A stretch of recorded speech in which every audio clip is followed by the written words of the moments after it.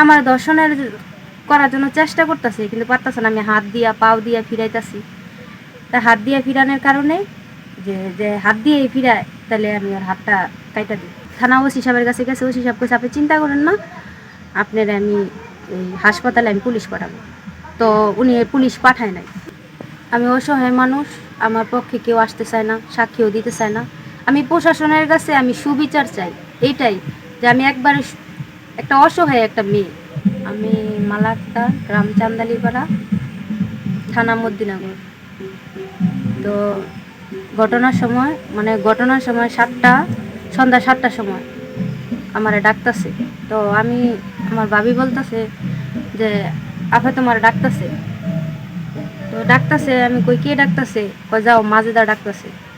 আমি বাইরে গেছি, বাইরে গিয়ে দিয়ে আমার ঘরের থেকে আর রাস্তার ওই পাশে ডাকতেছে। RICL TMX, যুগের পর যুগ স্থাপনা থাকে মজবুত। তো ডাকার পরে আমি গেছি, যাওয়ার পরে আমি ওনার সামনে গেছি। আমি কি হয়েছে আমার ডাকতেছেন কে? দেখি তোর কানের তার কথা কয়ে সুযোগও দিছে না, মানে সাথে সাথে আমার কানে হাত দিছে। হাত দেওয়ার পরে আমি বেহুশ হয়ে গেছি। বেহুশ হওয়ার পরে আমি নিজেই কইতে পারি না, মানে আমার মুখ দিয়ে কোনো কথাই বাইরিতেছিল না। যে আমি একটা কথা বলবো, এই কথাটা আমার মুখ দিয়ে বাইরিতেছিল না। তো আমার কই যে নিয়ে গেছে আমি নিজেও কইতে পারি না। তো নিয়ে যাওয়ার পরে অনেক 12টা 12:30টার মতো বাজে গেছে। বাজার পরে তারা মানে আমারে খুব টর্চারিং করতেছে, এমন টর্চারিং করতেছে। কোনো সময় আমার গালে চোখের উপরে থাপ্পড় দিতেছে, হয়তো ঠোঁটে আঘাত করতেছে। আমার দর্শনের করার জন্য চেষ্টা করতেছে, কিন্তু পারতেছে না। আমি হাত দিয়া পাও দিয়া ফিরাইতেছি। তা হাত দিয়ে ফিরানোর কারণে যে যে হাত দিয়ে ফিরায়, তাহলে আমি ওর হাতটা কাইটা দিই। তো আমার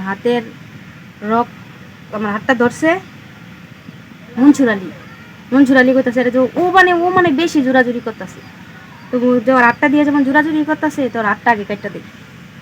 মনসুর আলী ধরছে, শামসুল হবে আমার হাতটা ধইরা, মানে ডাইরেক্ট 2টা রক কাইটে গেছে। রক কাটার পরে আরও আসামিগুলায় যেমন নাজিমুদ্দিন আমার পায়ে আঘাত করতেছে, দিয়া থুরির মতো লোহার পায়ের ভিতরে আঘাত করতেছে। আর ইব্রাহিম আমার কতক্ষণ কপালে আঘাত করে, কতক্ষণ এনে আঘাত করে, মানে তারা মানে মানসিক আমার নির্যাতনের ভিতরে ফালাইছে। করার পরে যখন হাতটা কাটছে, কাটার পরে প্রচুর পরিমাণ রক্ত যাইতেছে। রক্ত যাওয়ার পরে মানে ওরা ভয় পেয়ে গেছে যে এত রক্ত যাইতেছে তো মানুষ দেখবো। তা আমার একটা এমন জায়গায় নেওয়া হয়েছে, আমি নিজেও কইতে পারি না, একটা ছাউনি ঘরে সিস্টেমের মতো। রক্তটা কাটার পরে ওই রক্ত গিলায় দরজার ফাঁক দিয়া যাইতেছে। তো একটা আরেকটারে কইতাছে, তাহলে তো এখন ধরা খাই যাবো। তাড়াতাড়ি করে আমার নিয়া রাস্তায় ফালাই থুয়েছে। তো আমি তো অজ্ঞান অবস্থা ছিলাম। পরে কারা জানি নিয়ে আমার হাসপাতালে নিয়ে গেছে। নিয়ে মানে ওইখানে ডাক্তাররা, আমি তখন আমার হুঁশ ছিল না। অনেক সময় আমার শরীর থেকে হুঁশটা আইতে সময় লাগবে। তারপরে মনে কইরা ডাক্তাররা আমার সুযোগ দিছে যে আপনার বাড়ি কই, আপনার ঠিকানা কই, আপনি মনে করার চেষ্টা করেন। তাই অনেক সময় পরে টক টুক আবিজাবি খাওয়াইছে। তা আমার এই মাথার ভিতরে ডাইছে। আমার বাড়ি তো চান্দালিপাড়া। পরে বাড়িতে ফোন দিছি, আমার বড় বোন গেছে। বড় বোন যাইয়া পরে আমার কলমাকান্দা হাসপাতালে দেখছে আমার হাতটা, কইছে আমরা এইখানে পারবো না, যেহেতু রক্কাটা আমার মমিসিং অ্যাভয়েড করে দিছে। মমিসিং অ্যাভয়েড করার পরে আমার আম্মা কইছে যে আমি থানার জানাই।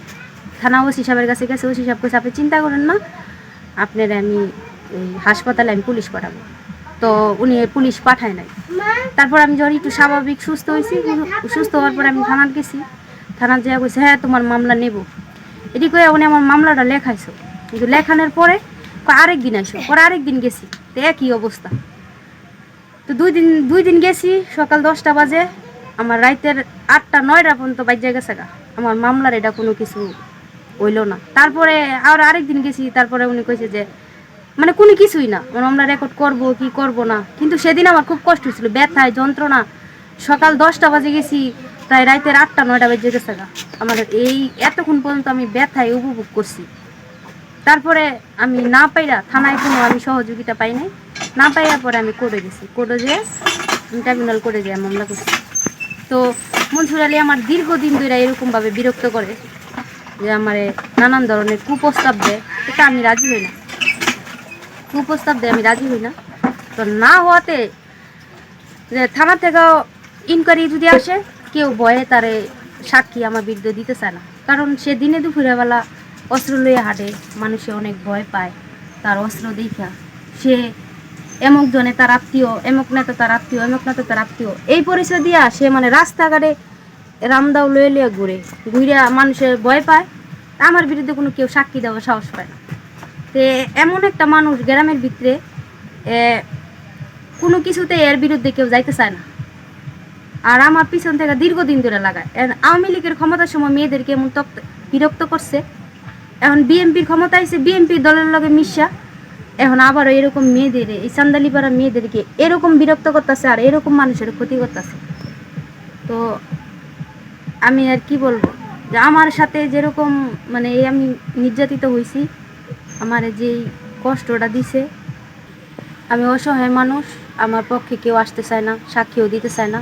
আমি প্রশাসনের কাছে আমি সুবিচার চাই, এইটাই যে আমি একবারে একটা অসহায় একটা মেয়ে, আর আমি খুব গরিব ঘরের সন্তান। তো আমি আমার প্রশাসনের কাছে আমি এইটাই আমার অনুরোধ, আমি যাতে সুষ্ঠু বিচার পাই। ওয়ালাইকুম, আমার নাম মোসাম্মদ নিসপা বেগম, গ্রাম চান্দালিপাড়া। আমার আমার ননদ মালা আক্তার, তার এসে সন্ধ্যায় 7টা 24 তারিখ ঘটনা। মাজাদা বেগম ডাকছিল, আমি তার ডাক্কা দিলাম, দেওয়ার পরে কথাবার্তা হওয়ার পরে আমি তো কথা হতে পরে আর খেয়াল দিছি না, খেয়াল দেওয়া না পর্যন্ত আর বাড়িতে ফিরে আইসে না। ফিরে না হওয়ার পরে আমরা খুঁজলাম, বিশ্রাইলাম, পাইলাম না। তারপরে বাদের দিন সকাল 8টার দিকে ফোন দিল হাসপাতাল থেকে, তারপরে যাই কাছে আমরা গেলাম।